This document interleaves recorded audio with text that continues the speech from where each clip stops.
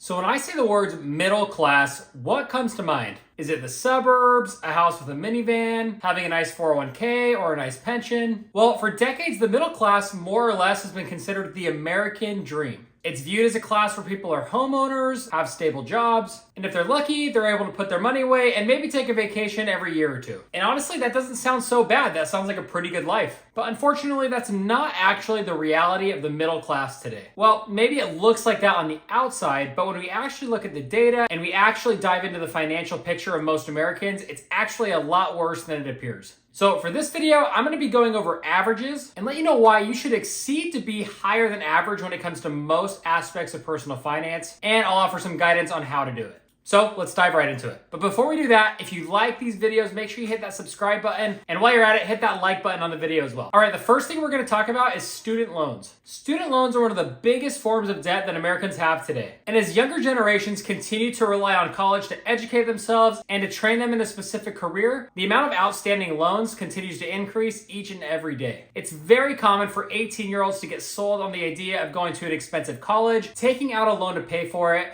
and that's all propped up on the promise that if they work hard, they get good grades, then eventually after they graduate, they'll have a salary that will allow them to easily pay back those loans. But unfortunately, that's not always the case. And even in times where people have a great career and income after college, those student loans can still be a huge financial burden for them. And we're also seeing that a lot of college students are pursuing careers that just aren't paying off financially. And on top of that, college is only getting more expensive. And I blame student loans for that. Over the last 20 years, college tuition has more than doubled for both public schools and private schools. So no schools are really exempt from this. And I think that's because schools can now charge more since students have access to all of these loan opportunities and allows them to pay higher tuition prices that they would never be able to pay if they just had to pay the cash up front. So because we're allowing students to finance their college education, we've seen the price of college absolutely skyrocket. Now, according to NerdWallet, the total student loan debt in America has ballooned up to $1.7 trillion,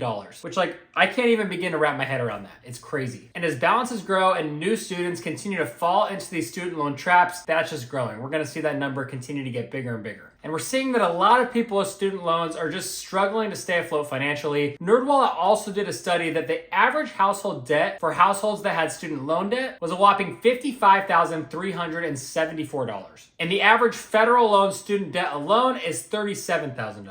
But before we react to that number too much, let's really just break those numbers down and let's compare that to earning potential to see if that's a good investment or not. So let's go back to the average student loan debt of $37,000. While that number may seem high, if earning potential is going to significantly outpace that, then it could be worth it at the end of the day. And according to Bankrate, the average college graduate starting salary is about $58,000, which is actually great for a starting salary. And while I think the average amount of student loans is a little bit too high for that starting salary, if you really discipline yourself and attack the loan, you would still be able to pay off your student loans relatively quickly. So at face value, it does not seem like the end of the world. But here's the problem. Most people are not getting these paid off quickly. They're letting them hang around and accumulate interest, which actually increases the amount of debt they're in even after they've graduated from school. And if we go back to the study done by NerdWallet, we can actually see that student loan debt increases by age, which to me is super concerning because I think that that should be going in the opposite direction. You'd assume that once people graduate and continue to work, they'll eventually get those student loans paid off as they get older, but the data just doesn't support that. So here's the breakdown of student loan debt by age. For those 24 and under, the average is $14,085. For those ages 25 to 34, the total amount is $32,760. For ages 35 to 49, the total is $42,767.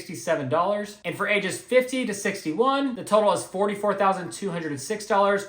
Now we see a slight decrease from here with those who are 62 or older having $40,666. So a slight decrease, but not much. So now that we have the data, here's how you can avoid falling into the trap of having student loan debt for the rest of your life. And this advice is pretty straightforward. First of all, pick a college and a degree that's economical. And that's in terms of both affordability and an earning potential once you graduate. So you have to look at it from both sides. Overall, I think people spend way too much money on their bachelor's degree. And unless you're going to Harvard or Yale, it's really not worth it to pay what some of these private institutions are charging. There's college students who are graduating with $250,000 in student loan debt for a bachelor's degree that's going to pay them $50,000 a year. It makes no sense financially. So instead, I'd recommend going into an in-state college or a similar option that's affordable, and you should try as hard as you can to cash flow your tuition by working while you're going to school. And it's going to be hard, but imagine how free you'll feel if you graduate with absolutely no student loan debt. And there's a lot of schools that are affordable enough to make this possible. But if you absolutely have to take out student loans in your situation, again, make sure you're studying something that's valuable, and you should aim to have those student loans paid off 2 to 3 years after you graduate, at most. The main goal should be to get those paid off as quickly as possible so you can free up your income. Because grinding on these loans while you're young is gonna already put you significantly ahead of the average. But as you'll soon find out, student loans are not the only type of debt keeping people stuck in the middle class. And that brings us to consumer debt. At least with student loans, you're likely ending up with a degree that will help you find jobs and increase your earning potential. So in my opinion, consumer debt is even worse at plaguing the middle class and keeping them stuck where they're at financially. And it's not just consumer debt, it's really just consumer habits overall. But before we dive deeper, what do I mean by consumer debt? Pretty much, I mean any form of debt that you're using to buy anything other than a home or an education. So consumer debt would include cars, credit cards, taking out a loan to furnish your house, taking out a personal loan to buy something that you want. And in my opinion, this is really what sets America back in terms of personal finance, because we love our car loans and we love our credit cards. According to Bankrate, the average monthly car payment for a new car is $726. And LendingTree claims that the average length of a car loan is 68.3 months. That's over 5.5 years of making that car payment. And keep in mind that most households in the US have at least 2 cars, and a lot of people, once they get that car paid off,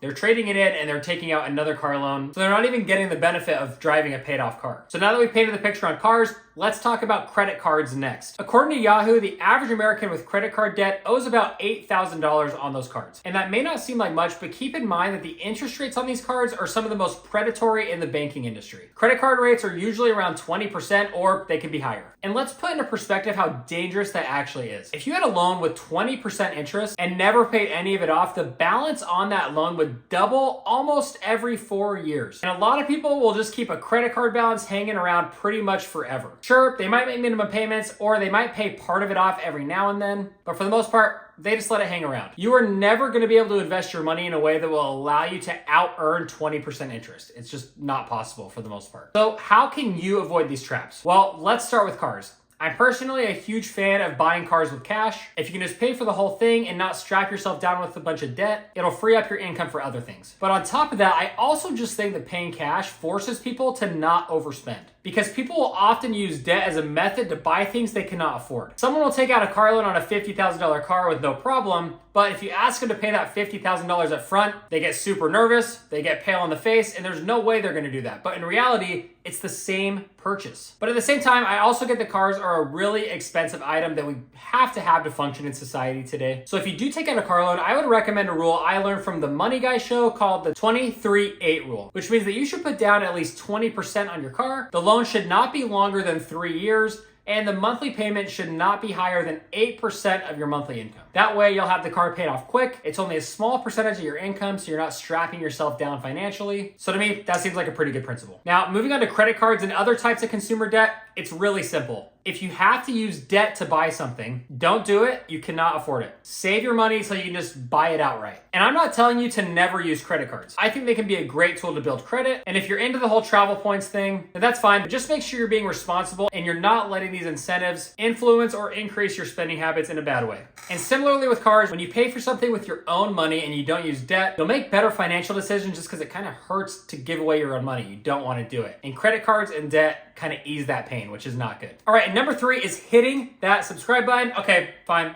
It's the last time I'm gonna ask you. No, but for real, the number 3 is retirement savings and retirement investing, which, let's admit it, the average American could do a lot better when it comes to these things. And I've already done a ton of videos on this topic, so if you're interested, make sure you go check those out. But according to another study done by NerdWallet, 60% of Americans don't even have a retirement investing account. So if you open up a Roth IRA and put $1 in it, you're already doing better than 60% of people when it comes to retirement savings, which is just super concerning. And if we keep going, here's the median retirement savings by decade. If you're under 35, that total would be $18,880. If you're between the ages of 35 and 44, the median is $45,000. Between the ages of 45 and 54, it's $115,000. Between the ages of 55 and 64, it's $185,000. And if you're between the ages of 65 and 74, it's $200,000. And that number is concerning. And maybe you're thinking, oh, this guy doesn't think $200,000 is a lot of money. He doesn't know what he's talking about. $200,000 sounds like a great retirement. Well, you're actually wrong, and here's why. Let's say you have $200,000 saved up for your retirement and you utilize the 4% rule for your retirement income. Well, that would mean that you would only have $8,000 per year to live off of. And that's likely either going to leave you homeless or leave you just in a really bad living situation. Overall, most Americans are not worried enough about their retirement and they really need to kick it into gear. I feel like right now, a lot of people are banking on Social Security or having another type of benefit provided to them by the government, or they're just not thinking about it. And I'm not a doomer who thinks there won't be any benefits like Social Security for the upcoming generations, but I just hate the idea of people being reliant on other parties for their financial well-being. So even though Social Security may not disappear entirely, it will probably look much different by the time people my age get to retirement. The benefit could be significantly reduced. The age for the benefit will likely have been increased, pushing back when people can actually retire. So the only way to guarantee your own retirement plan and schedule is to take matters into your own hands, to plan and to put a chunk of every paycheck towards your retirement investing. I've said this in previous videos, but you should be investing at least 15% of your income towards retirement. But ideally, I think it's great if you could get that percentage up to 20%. At the end of the day, the more you save, the better off you'll be. So try to maximize those retirement savings now while you have compound interest on your side. And I have one more point. Being in control of your own future is why I strongly prefer the current method of 401k retirement investing versus the pension retirement model that's kind of being phased out. And that's assuming that companies are actually matching your 401k. Obviously, it's still ideal that companies are still supporting their employees' retirement in some way. But at the end of the day, you never know what your future holds. So if your entire future is based off of staying in a job that you have no control over just so that you can eventually get that pension benefit, that presents a significant risk. The best thing about a 401k and managing it yourself is that it comes with you after you leave your job. Meaning that if after 30 years of working, you get laid off, well, good news, you still have your retirement savings and it's in your control. But again, just to summarize, the general idea is that the average American is not doing nearly enough for their retirement, and they really need to kick it into gear. But that's gonna do it for this video. I wanna hear your thoughts down in the comments. Do you agree with the points that I made in this video? Do you disagree? Let's discuss it. Again, if you wanna subscribe to the channel, I would greatly appreciate it. And if you haven't already, make sure you hit that like button on the video, and I'll see you guys on the next one. Thanks.